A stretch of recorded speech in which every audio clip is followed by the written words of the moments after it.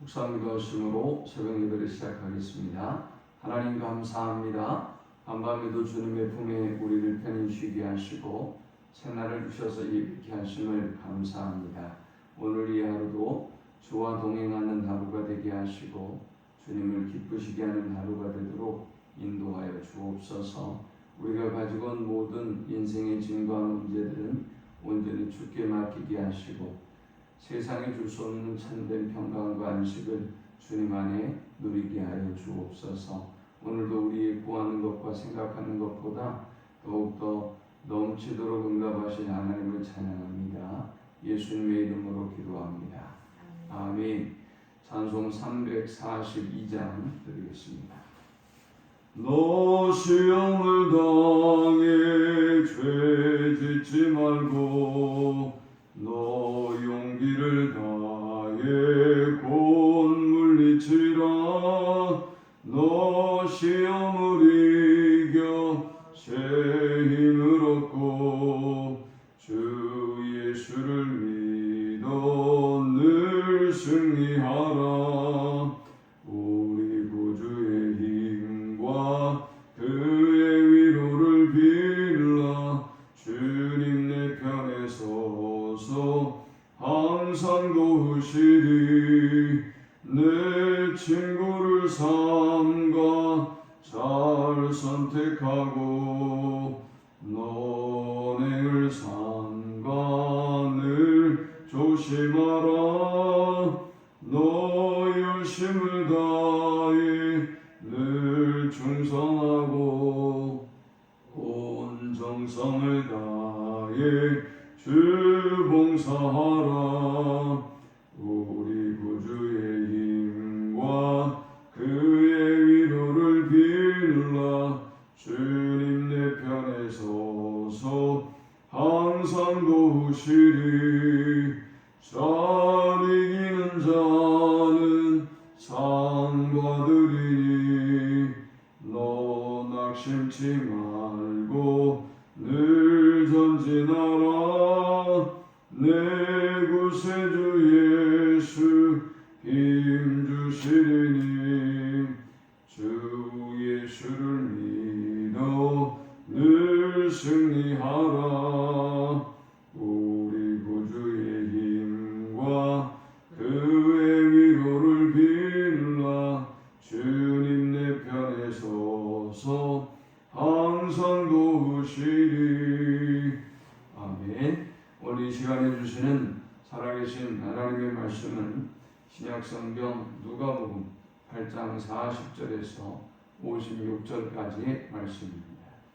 예수께서 돌아오심에 무리가 환영하니 이는 다 기다렸음이라.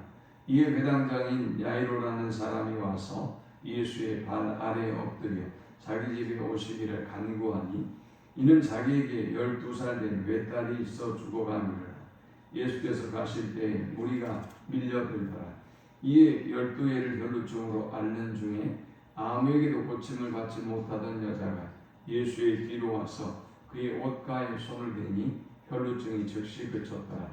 예수께서 이르시되 내게 손을 댄 자가 누구냐 하시니 다 아니라 할 때에 베드로가 이르되 주여 무리가 밀려들어 미나이다. 예수께서 이르시되 내게 손을 댄 자가 있도다. 이는 내게서 능력이 나간 줄 알미로다 하시는데 여자가 스스로 숨기지 못할 줄 알고 떨며 나와 엎드리어 그 손댄 이유와 곧 나은 것을 모든 사람 앞에서 말하니 예수께서 이르시되 따라 내 믿음이 너를 구원하였으니 평안히 가라 하시더라.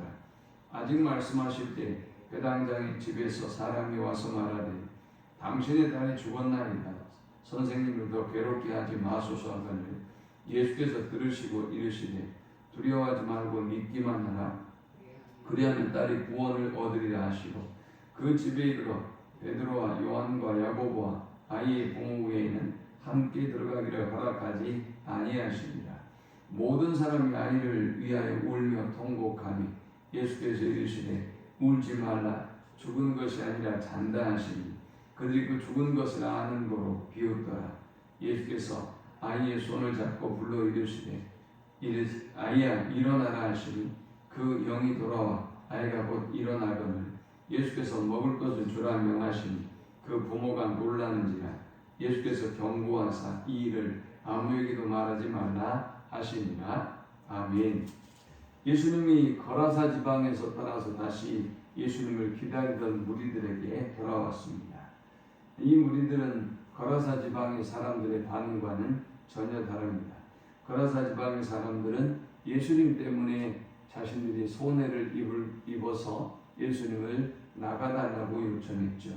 그러나 이제 40절의 무리는 예수님을 환영합니다. 그 중에 이 회당장 야이로가 예수의 발 앞에 엎드려서 자기 집에 와주시기를 간절히 청합니다. 이유인즉슨 12살 된 외동딸이 있는데 이 딸이 죽어가고 있기 때문입니다.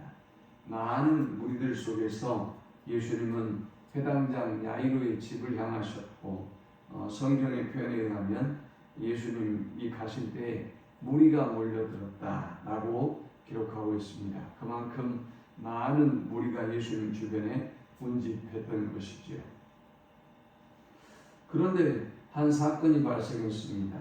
12해 동안 혈루증을 앓았던 여인이, 아무에게도 고침을 받지 못했던 여인이 예수님의 옷깃을 만졌습니다.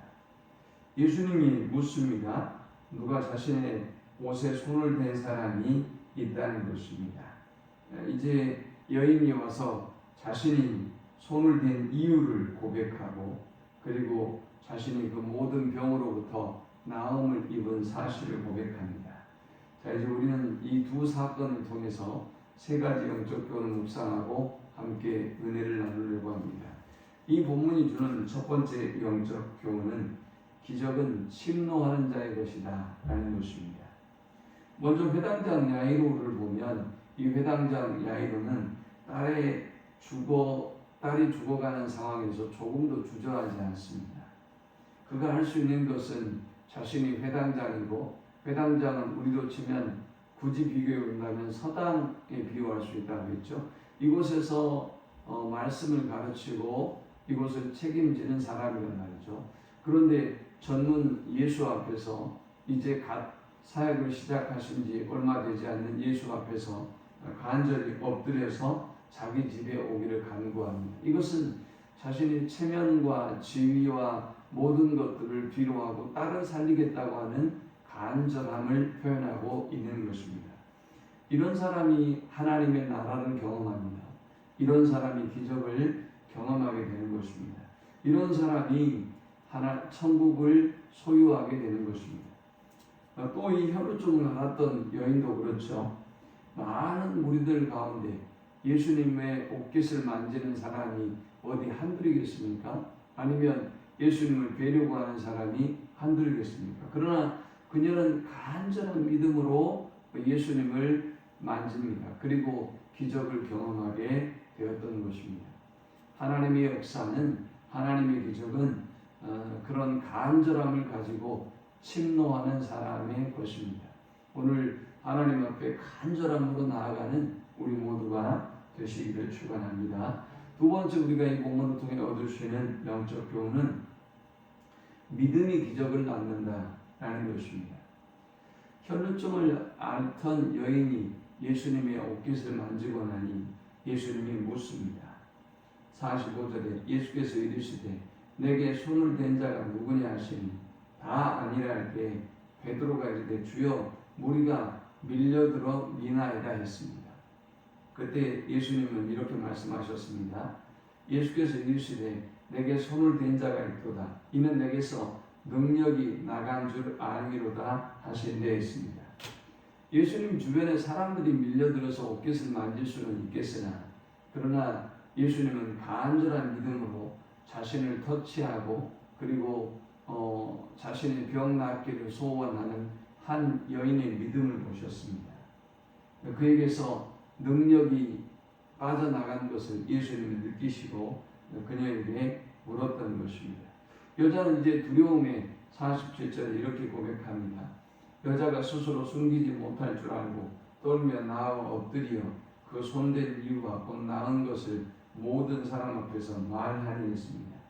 그녀는 자신이 그냥 예수님의 옷깃만 슬쩍 만졌는데 예수님이 그것을 알고 물으시는 걸 보고 두려움에 빠집니다.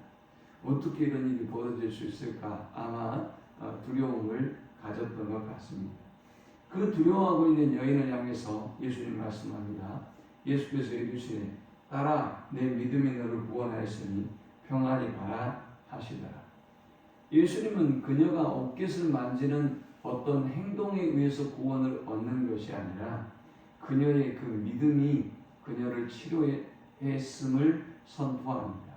여러분, 우리가 어떤 주술적인 행위를 해서 구원을 얻거나 기적이 일어나는 것이 아닌 것입니다. 우리의 믿음이 하나님의 자녀가 되게 만들고 우리의 믿음이 기적을 경험하게 만드는 것입니다. 오직 믿음으로 예수님께 나아가서 기적을 경험하는, 하나님의 역사와 하나님의 나라를 경험하는 우리 모두가 되시기를 축원합니다. 마지막 세 번째 우리가 이 본문을 통해 얻을 수 있는 영적 교훈은 예수님을 만날 때 생명과 구원의 역사가 일어난다라는 것입니다.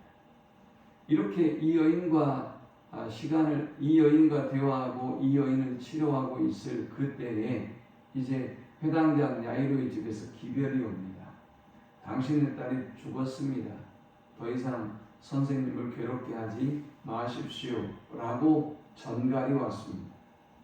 예수님이 이 얘기를 들으시고 50절에 두려워하지 말고 믿기만 하라 그리하면 딸이 구원을 얻으리라 하시고 있습니다. 예수님은 다 끝났다고 포기하고 다 끝났다고 이제 낙심하고 있는 이 사람들을 향해서 두려워하지 말라 믿기만 하라 구원을 얻으리라 선언하셨습니다. 자, 모든 사람은 52절에 이 소식을 듣고 모든 사람이 아이를 위하여 울며 통곡하며 예수께서 이르시되 울지 말라 죽은 것이 아니라 잔다 하시니 했습니다. 예수님이 이제 이 회당장 야이로의 집에 도착했고 모든 사람은 예외 없이 이 불쌍한 아이 때문에 울고 통곡합니다. 그런데 예수님은 그들에게 울지 말라 죽은 것이 아니라 잔다 라고 말씀하셨습니다. 그들은 예수님이 잘못 알고 말씀하시는 줄 알고 예수님을 비웃었습니다. 예수님은 그 회당장 야이로의 딸의 손을 잡고 아이야 일어나라 라고 선언하셨고 그 아이에게 영이 돌아와서 일어나서 이제 먹을 것을 먹는 기적이 일어났습니다. 그 부모가 깜짝 놀래는 역사가 일어난 것입니다. 자, 이렇게 예수님을 만난 우리들은 반드시 죽음과 두려움과 낙심과 포기에서 새로운 생명을, 새로운 구원의 역사를, 새로운 소망을 얻게 되는 것입니다. 예수님의 말씀은 50절에 두려워하지 말라 그리고 믿기만 하라 구원을 얻으리라. 또 예수님의 말씀은 52절에 울지 말라 죽은 것이 아니라 자는 것이다 라고 말씀하셨습니다. 이것은 어떤 죽음에서 일어나는 문제뿐만이 아니라 우리가 모두 다 끝났다, 불가능하다, 이제는 도저히 가능성이 없다 라고 생각하는 그 문제를 예수님께 맡기면, 그 문제를 예수님께 가지고 나오면 자는 것에 불과한 문제가 된다라는 것입니다. 우리가 지금 사람이 자는 걸 보고 죽은 것처럼 걱정하는 사람은 없잖아요. 사실 자면은 죽은 것처럼 아무것도 움직이지도 못하잖아요. 그냥 숨만 쉬고 있는 것 뿐이죠. 그런데 죽는 것과 자는 것은 완전히 달라요. 이 아이가 만약 예수님 앞에 없다면 그건 죽은 거예요. 그러나 이 아이가 예수님 앞에 있기 때문에 예수님은 너희가 죽은 것으로 생각하지만 이 아이는 내게 자는 것에 불과하다 라고 지금 선언하고 있는 것입니다. 우리가 죽은 것처럼 여기는 어떤 문제와 어떤 상황도 예수님 앞에 맡기면, 예수님께 나아가면 자는 것에 지나지 않는다라는 것을 우리는 기억해야 돼요. 언제든지 일으킬 수 있는 것입니다. 언제든지 깨어날 수 있는 것입니다. 그러므로 우리는 어떤 문제와 상황이든 예수님께 가지고 나와야 되고 예수님께 맡겨야 하는 것입니다. 사람들은 뭐라고 비웃을지 몰라도 예수님은 이 아이의 손을 잡고 일으켜 세우듯 우리의 어떤 문제와 상황도 일으켜 세워주시고 또 치료하시고 해결해 주시는 것입니다. 그 하나님의 구원의 역사가 침노하는 우리 모두에게, 믿음으로 나오는 우리 모두에게, 예수님께 우리의 모든 문제를 맡기는 우리 모든 성도들 가운데 함께 하실 수 있기를 축원합니다. 하나님 감사합니다. 오늘 이 죽음의 문제, 또 인간적인 방법으로 아무리 노력하고 수고해도 치료하지 못했던 인생의 문제들을 예수님께 가지고 나아갑니다. 주님이 선언해 주시고 일으켜 세워주시며 깨끗게 하여 주옵소서. 어떤 두려움도 염려도 온전히 주께 맡기게 하시고 주님의 구원과 회복의 역사를 경험하게 하여 주옵소서. 예수님의 이름으로 기도합니다. 아멘. 지금은 우리 주 예수 그리스도의 크신 은혜와 성부 하나님의 그 크신 사랑과 성령의 인도 교통 충만케 하시니 오늘 우리의 인생의 어떤 문제와 상황과 염려도 하나님께 맡기고 하나님이 우리의 모든 문제를 해결해 주실 것이라는 확실한 믿음으로 하나님께 나아가는 모든 주의 백성들의 머리 위에 이제부터 영원토록 함께 있을지어다. 아멘.